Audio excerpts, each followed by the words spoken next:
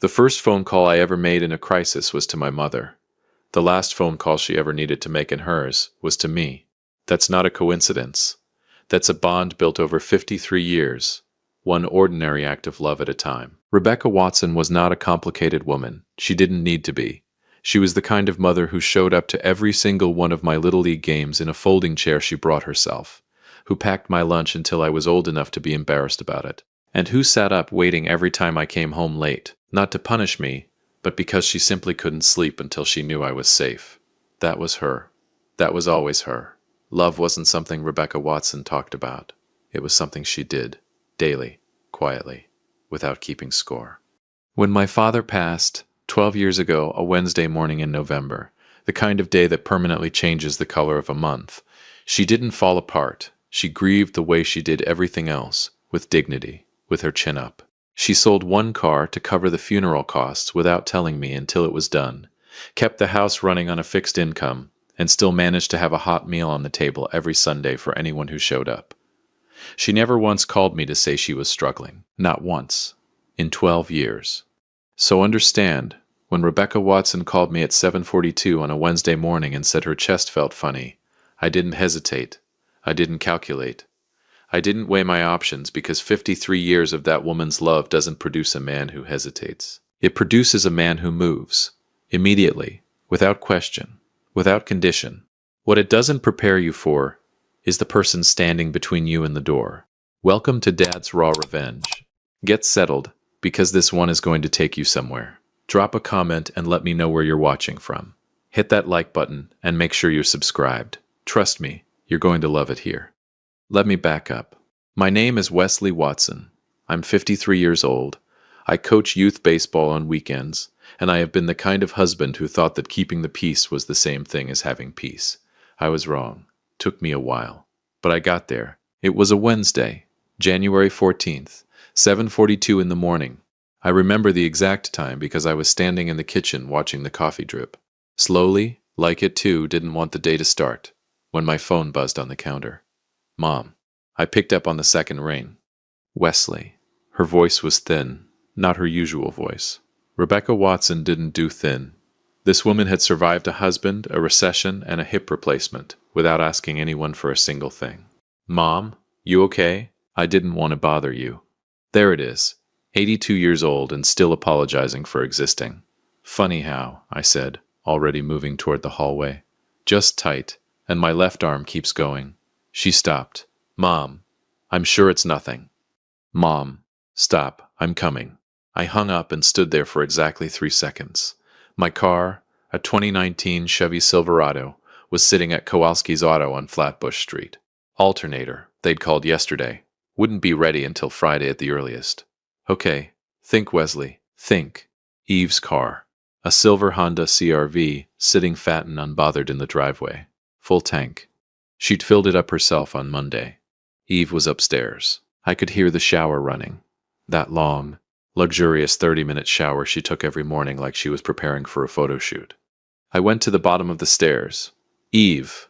The shower kept running. Eve. The water stopped. A long pause. What? Not what is in concern. What is in this better be important. I need to borrow your car. My mom's having chest pains. I need to take her to St. Francis. I will be right back. Silence. Not the kind where someone is thinking. The kind where someone has already decided and is just deciding how to say it. She appeared at the top of the stairs 30 seconds later, towel on her head, robe tied at the waist, face completely unreadable. Wesley, I can't today. Eve, my mom's having chest pains. Her left arm. I heard you. She leaned against the doorframe, crossed her arms. Call an ambulance. She doesn't like ambulances. You know that. She had a bad experience when Dad, then call someone else. She was already turning back toward the bedroom. I have dinner with Joanne and the girls tonight, and I still have a full day of work. I'm not going to spend my whole day sitting in a hospital waiting room. I stood completely still. Did she just... Eve. My voice came out quieter than I expected. Her left arm is going numb. She stopped, turned halfway, and looked at me with an expression I will never forget for the rest of my life. Not concern, not guilt, inconvenience. She's your mother, Wesley, not mine. A pause. Figure it out. Figure it out. She went back into the bedroom. The door didn't slam. That almost made it worse. A slam would have meant emotion. She just closed it gently, like she'd told me we were out of milk. Like an 82-year-old woman's left arm going numb was a minor scheduling conflict she didn't have room for. I stood there for a moment. Just a moment. Then I pulled out my phone. Clinton Webb lived 4 houses down on the same block. A retired union electrician, 71 years old, drove a well-kept older Honda Civic that had seen better days but never missed a morning. Just like its owner. He was the kind of man who still shook hands properly. He and my mother had known each other for over 20 years. He'd been at my father's funeral, front row. He picked up on the first ring. Wes. What's up, brother? Clinton, I need a favor. My mom's having chest pains. My truck's in the shop. Eve's car isn't available. Can you take us to St. Francis? Not even a pause. Give me 4 minutes. I'll pull up front. That's it. No negotiation. No conditions. No dinner plans to check. 4 minutes. I called Mom back immediately. I'm coming, Mom. Clinton's driving. You don't need to do anything, just unlock the front door and sit down. You hear me? Sit down. Wesley. I really don't want to make a fuss. Mom. Yes. Sit down. A small sound. Almost a laugh. Okay, baby. Clinton pulled up in 3 minutes and 40 seconds. I counted. The drive to St. Francis Hospital on Woodland Street took 9 minutes. Mom sat in the back with me, her small hand in both of mine, wearing her good blue coat like she was going somewhere important. Because she was. She kept apologizing the whole way there. I'm sorry to drag you out, Clinton. It's nothing. I was just watching the news anyway. Was it anything good? Nothing ever is. She laughed, actually laughed, and I looked out the window at the Hartford morning, and I felt 2 things at the exact same time. Gratitude. For Clinton. And something else. Something cold and quiet. For Eve. I didn't examine it yet. I just let it sit there. St. Francis was busy for a Wednesday morning. We checked in at the ER at 8:27 a.m. A nurse named Beverly, broad shoulders, no nonsense, the kind of woman who'd seen everything twice, got Mom into a room within 15 minutes. The doctor on call was a tall man named Dr. Raymond Cole. Calm voice. Deliberate hands. He didn't rush. Mrs. Watson, I want to run an EKG and check your enzyme levels. The symptoms you're describing, we don't ignore those at your age. Mom looked at me. Her eyes were asking me if she should be scared. Do whatever he says, Mom, I told her. She nodded. Then she reached up and touched my face. You came, she said, simply, like she hadn't been completely sure I would. That nearly broke me. Mom, I'll always come. She patted my cheek twice, lay back on the pillow, and closed her eyes. I sat in that waiting room for 2 hours and 40 minutes. Plastic chair, bad lighting, a TV mounted in the corner playing a game show on mute. I drank the worst coffee of my life from a machine near the elevator and didn't taste a single sip. Eve didn't text once. Not even, is she okay? At 11:04, Dr. Cole came out to find me. His face was measured, not alarmed, but serious. Mr. Watson, your mother had what we call a mild cardiac event. Not a full heart attack, but her body was warning her. We want to keep her for observation, run a few more tests, adjust her medications. But she's stable? She's stable. She's also asking if there's a television in her room. I laughed, actually laughed. That's her. Can I go see her? Give us 20 minutes to get her settled. I sat back down, put my elbows on my knees, stared at the floor. Figure it out, Eve had said. Figure it out. While she went to dinner with Joanne and the girls. While her mother-in-law's heart was sending distress signals. I figured it out all right. I pulled out my phone and called Clinton, who'd waited in the parking lot the entire time like the man he was. She's stable, I told him. Thank God, he said. And he meant it. Clinton, thank you. Wes. His voice was firm, gentle. That's what people do. I let that sentence sit in the air for a moment. Some people. I stayed with Mom until 4 p.m. We watched half a game show, with sound this time. And she beat me twice at a word game she made up on the spot involving hospital equipment and state capitals. She was sharper than me on her worst day. Always had been. At 3:47, just before I left, she took my hand again. Wesley. Her voice had shifted. That thin morning voice was gone. This was her other voice, the one she used when she meant something. Yeah, Mom. Eve didn't come. It wasn't a question. I didn't answer right away. She had dinner plans. Just my name. That's all she needed. I looked at her, 82 years old, blue coat folded neatly over the chair, eyes as clear as they'd ever been. She went to dinner, Mom, I said quietly, with her friends. The words landed in that hospital room like something dropped from a great height. Mom didn't gasp, didn't raise her voice, didn't say a single word about Eve Watson. She just nodded slowly, looked toward the window. The afternoon light was hitting the Hartford skyline just right, gold and quiet and tired. She didn't say anything else, but I saw something move across her face, something that looked a lot like a decision. I kissed her forehead at 4:02 p.m. I walked out of St. Francis Hospital into the cold Connecticut air. Clinton came back to pick me. We drove home in comfortable silence. And somewhere on Blue Hills Avenue, with the oak leaves flying past the windshield, like the world was shedding something it no longer needed, I realized I wasn't angry at Eve. I was done. If you have been listening for a while, do us one quick favor. Subscribe. A lot of people watch without ever doing it, but it costs you nothing and it means everything to us.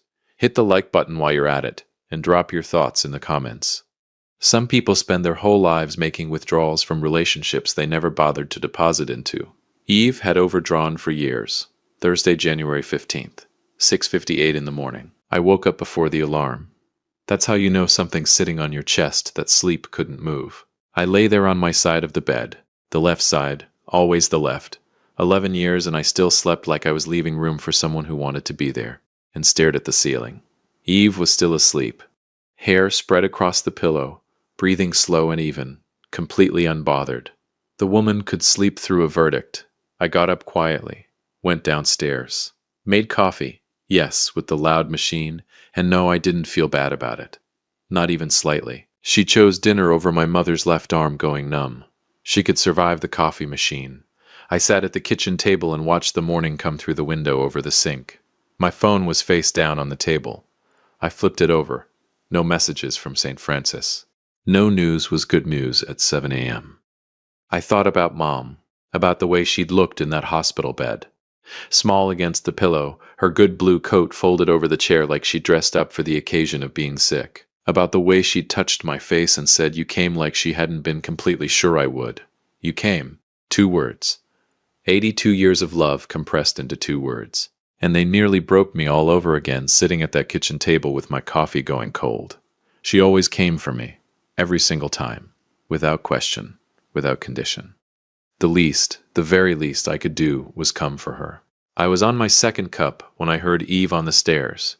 She came into the kitchen in her robe, glanced at me, then at the coffee machine, then back at me.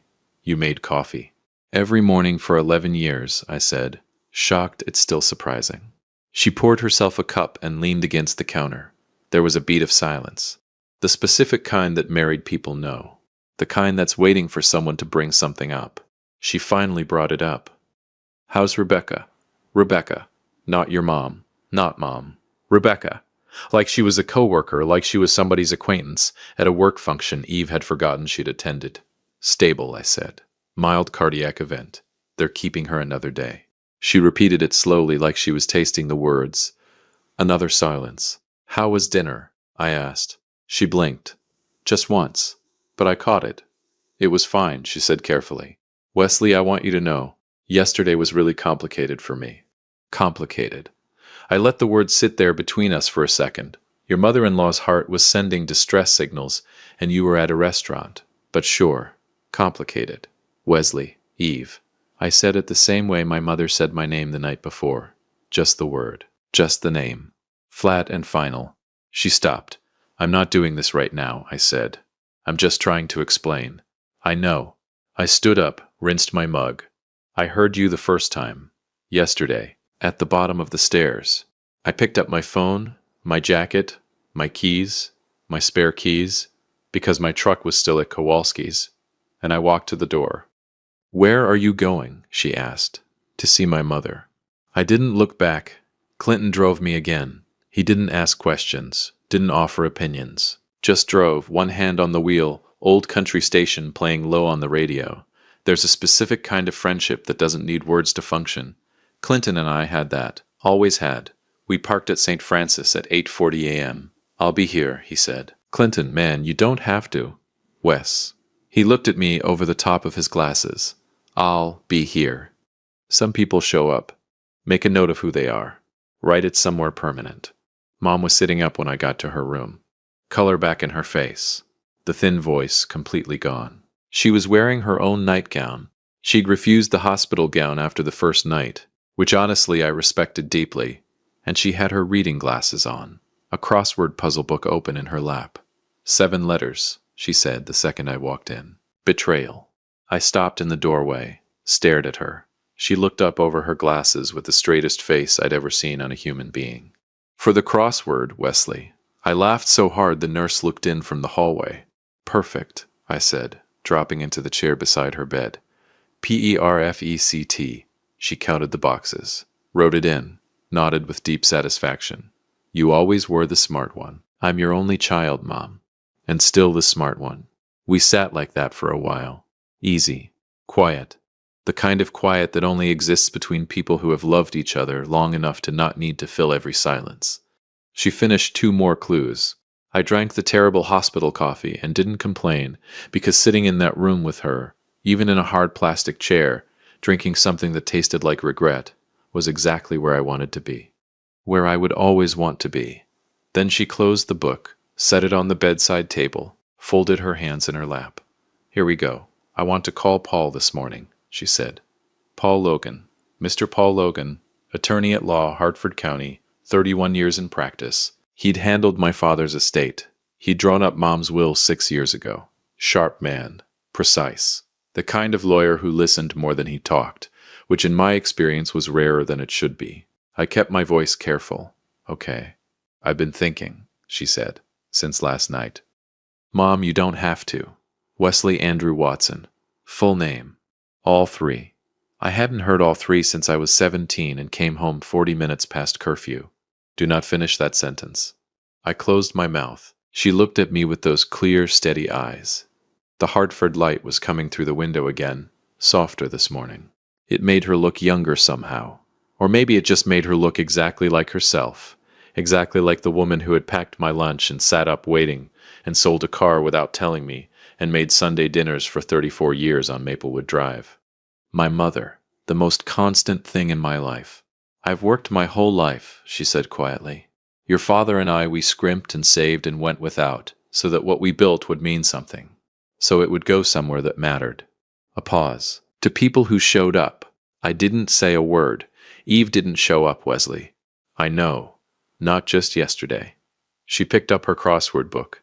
Not to work on it. Just to hold something. Not at your father's funeral repast. Not when I had the hip surgery and needed rides to physical therapy. Not at Christmas 2 years ago when I had that flu and you had to leave dinner to check on me. She looked up. And not yesterday, when my heart was failing. She went to dinner. Every single example landed like a stone in still water, dropping slow, sinking deep. Because she was right. She had always been right, and I had been making excuses for years. "Mom, I'm not angry," she said. And the remarkable thing was, she wasn't. Her voice was completely calm, steady as a hand on a Bible. "I'm just accurate." She reached for her phone on the bedside table, found the small folded piece of paper from inside her glasses case. A phone number, written in her handwriting, neat and deliberate. "Mr. Paul Logan, direct line." She'd come prepared. My mother didn't make impulsive decisions. This had been building longer than one hospital stay. "Do you want me to step out?" I asked. She considered it for a moment. Then, "No. Stay. Stay." One word, and everything in me went still and grateful. She dialed at 9:22 a.m. He picked up on the second ring. "Paul Logan." "Paul, it's Rebecca Watson. I hope I'm not catching you early." "Mrs. Watson." His voice warmed immediately. "Never too early for you. How are you?" "I'm in the hospital, actually." "St. Francis." A brief pause. "I'm sorry to hear that. Serious?" "Serious enough to make me think clearly," she said. And even in that moment, even calling her lawyer from a hospital bed the morning after a cardiac event, there was dignity in her voice. Grace. The kind that can't be performed. The kind that gets built over 82 years of doing the right thing even when it costs something. Paul, I need to update my documents. The will specifically. Silence on his end. Professional silence, absorbing, not stalling. Of course. Do you want me to come to you, or... Please. Today, if possible. I have some very specific changes in mind. I can be there by 2 o'clock. Perfect. She glanced at me. My son will be here. Very good, Mrs. Watson. I'll see you at 2. She hung up, set the phone down, picked up her crossword again. Just like that. Like she hadn't just changed everything. Like she hadn't just loved me in the most powerful, permanent way a mother could. I sat there for a moment, throat tight, eyes steady, barely. Mom. My voice came out quieter than I intended. You don't have to do this for me. She didn't look up from the crossword. I'm not doing it for you, Wesley. She filled in a letter. Calm. Deliberate. I'm doing it because I've earned the right to decide where my life's work goes. And I've decided. She looked up over her glasses. Any other questions? I had approximately 40. I asked 0. No, ma'am. Good. She went back to the puzzle. Now go find me something edible from that cafeteria. Whatever they've been bringing me for breakfast tastes like a decision someone regretted. And for just a second, just one, I looked at her. This small, sharp, magnificent woman, in her own nightgown, in a Hartford hospital room, filling in crossword answers like the world owed her nothing, and she owed it everything. And I thought, I have spent 53 years trying to be worthy of her. I hope I'm getting there. Mr. Paul Logan arrived at 1:58 p.m. Charcoal suit, leather briefcase, silver hair cut close. He shook my hand firmly, nodded like a man who understood the weight of rooms, and sat down across from my mother with a yellow legal pad and a pen that probably cost more than my alternator. I sat in the corner, quiet, still, a witness. The conversation between them lasted 47 minutes. I won't put every word here. Some things deserve their privacy. But I will tell you this. By the time Paul Logan clicked his pen closed and tucked his legal pad back into that briefcase, the document that Eve Watson had been silently counting on for 11 years of marriage had been fundamentally, irrevocably, and legally rewritten. The house on Maplewood Drive that Mom owned outright, paid off in 2009, Wesley. The investment accounts my father had spent 30 years building. Wesley. The jewelry. The furniture. The 1967 Ford Mustang that still ran perfectly and lived under a cover in her garage. The car my father had spent 4 years restoring with his own hands. The car that smelled like him on warm days when you opened the garage door. Wesley. And $20,000 earmarked specifically for the Hartford Animal Shelter on Brainerd Road. Because Rebecca Watson had volunteered there every third Saturday for 11 years. Because that's the kind of woman she was. Eve's name appeared exactly 0 times. Not my problem, someone had once said. Turns out, correct. When Logan stood to leave, he shook my hand again at the door. Your mother, he said quietly, looking back at her across the room. Already back to her crossword, already unbothered, already completely herself, is one of the sharpest people I've met in 31 years of practice. I looked at her too. Yeah, I said. I know. I've always known. I left the hospital at 4:30 p.m. Clinton was around to take me home. I got in, closed the door. He looked at me, read my face the way old friends do, not searching for information, just checking that you're still standing. Everything okay? Yeah, I said quietly. Everything's exactly the way it should be. He nodded. Put it in drive. We pulled out of St. Francis and headed back toward Asylum Avenue. My phone was in my pocket, silent. Eve hadn't called once all day. She had no idea. Absolutely no idea. But she would. Friday, January 16th, 8:14 in the morning. I was at Kowalski's Auto on Flatbush Street when it started. My truck was finally ready. New alternator, oil change Danny Kowalski threw in, because our kids had played Little League together and that's what neighbors did, and a fresh set of wiper blades I hadn't asked for. I was standing at the counter signing the invoice when my phone buzzed. Eve. I let it ring. Not out of strategy. Not yet. I just didn't have anything to say. Nothing that would land the way it needed to. Not yet. I slid the phone back into my jacket, finished signing, shook Danny's hand, and walked out into the Hartford morning. The air was sharp and cold and completely honest. I started the engine, let it warm up, sat there watching my breath fog the windshield, and thought about Mom, about bringing her home to Maplewood Drive where she belonged, about getting her settled in her kitchen with her tea and her crossword and her dignity fully intact. That's what today was about. Not Eve, not the calls, not any of it. Today was about bringing my mother home. My phone buzzed again. Eve. Again. Then a third time. Then a fourth. Then a fifth. Something's happening. I pulled out of Kowalski's and headed toward St. Francis. I had a mother to bring home. She was ready when I got there. 8:53 a.m. Blue coat, small overnight bag packed neatly. Beverly, the nurse, walking beside her, and another nurse holding the mandatory wheelchair. Hospital policy, completely non-negotiable. Mom had already argued and lost. With characteristic grace, she stood up from the wheelchair the second she cleared the automatic doors. "I can walk to my son's truck," she announced to no one in particular and everyone within earshot. I had a cardiac event, not a personality removal. Beverly laughed. The real kind, not the professional kind. She took Mom's hand in both of hers and held it for a moment. "You take care of yourself, Mrs. Watson." "I always do, baby." Mom squeezed her hand. "You're a good one. Don't let anybody tell you different." Beverly pressed her lips together. Looked like she was fighting something. Then she nodded and stepped back. Even in a hospital gown, metaphorically speaking, my mother left people better than she found them. I held the passenger door open. She climbed in slowly, carefully but independently, which mattered to her more than any medication, any instruction, any doctor's order. Her independence was the last thing she'd surrender, and we both knew it. I closed the door, walked around, got in.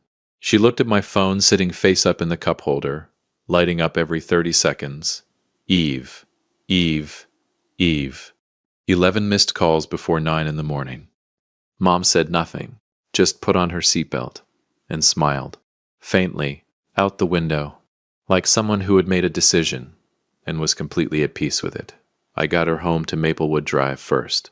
The white colonial with the green shutters sat quiet and familiar at the end of the block. The house where I'd learned to ride a bike in the driveway, where I'd done homework at the kitchen table, where my father had built a life brick by careful brick and left it standing when he went. The oak tree in the front yard had dropped most of its leaves. The porch was swept clean. The welcome mat said home in faded letters that had been there so long. Neither of us noticed it anymore. But I noticed it today. I got her inside, made her tea. The specific kind chamomile bag steeped for exactly 4 minutes because she'd told me once and I'd never forgotten. Checked the thermostat, checked the refrigerator. Went through the new medications from Dr. Cole one by one, reading the labels out loud while she listened with her hands wrapped around her mug. Wesley. This one's for the blood pressure, twice a day with food. She was watching me from across the kitchen table. The table where she'd made every birthday cake, where she'd helped me with algebra, where she'd sat the morning after my father died, and held my hand without saying a single word, because some things don't need words. "Sit down," she said softly. I sat. She reached across the table and covered my hand with both of hers. Her hands were small, warm. The hands that had packed my lunch and buttoned my coat and waved from the bleachers and held mine in the back seat of Clinton's truck on the way to this same hospital 2 days ago. These hands had been showing up for me for 53 years. "I need you to hear me," she said. "I'm listening, Mom. What I did, the will, I didn't do it to punish Eve." Her eyes were steady, clear, no anger in them, no bitterness, just truth the way she always delivered it, plain and warm and completely unmovable. "I did it because it was right, because your father and I built something together and it belongs with someone who understands what building something together actually means." She squeezed my hand once. "You understand that?" I did. I understood it in my bones. And Wesley, her voice dropped just slightly, not softer, more deliberate. "I need you to think about your life, not about the money, not about any of this." She gestured vaguely at nothing, at everything. "About whether you are happy, about whether you are loved the way you deserve to be loved." She looked at me for a long moment. "Because you have been showing up alone for a very long time, baby. And a man like you, a man who shows up, deserves someone standing next to him when he does." The kitchen was absolutely still.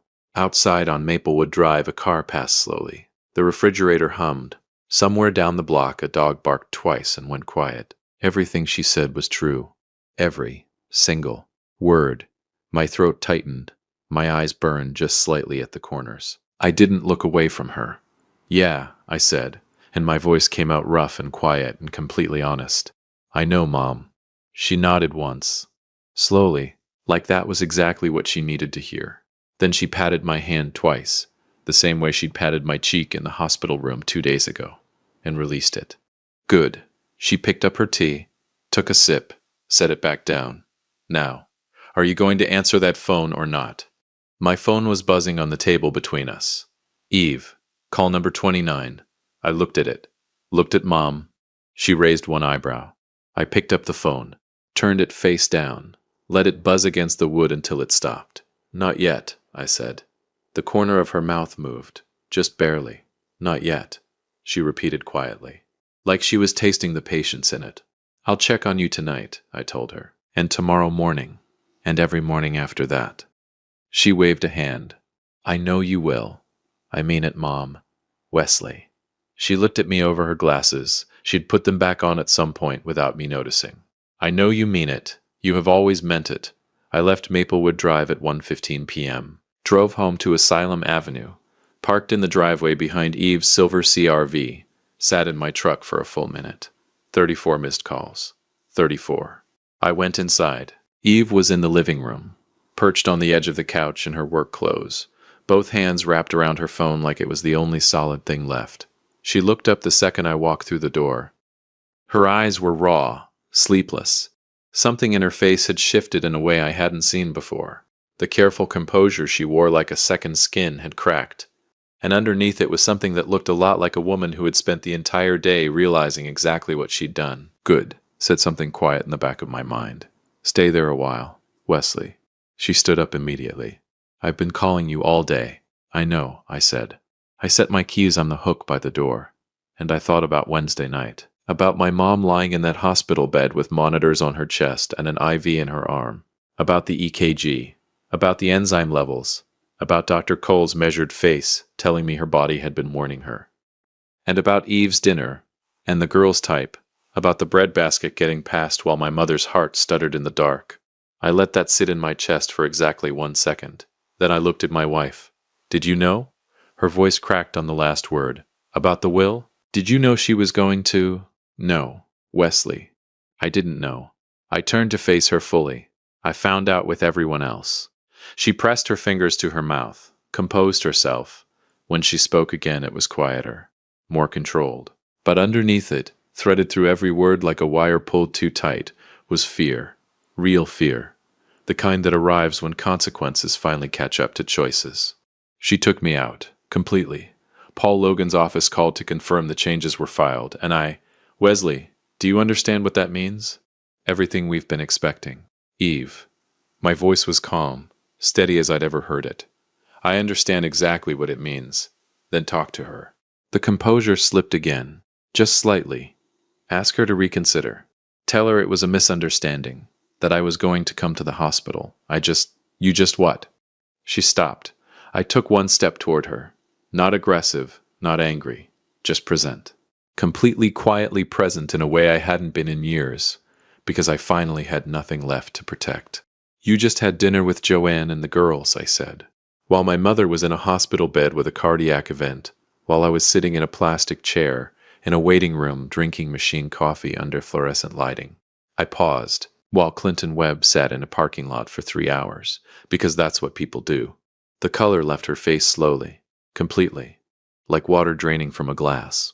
"Rebecca made her decision," I said, "the same way you made yours. Clearly, deliberately, and without asking anyone's permission. Wesley, please. She has spent 82 years showing up. My voice didn't rise, didn't need to, for my father, for me, for every person she's ever loved.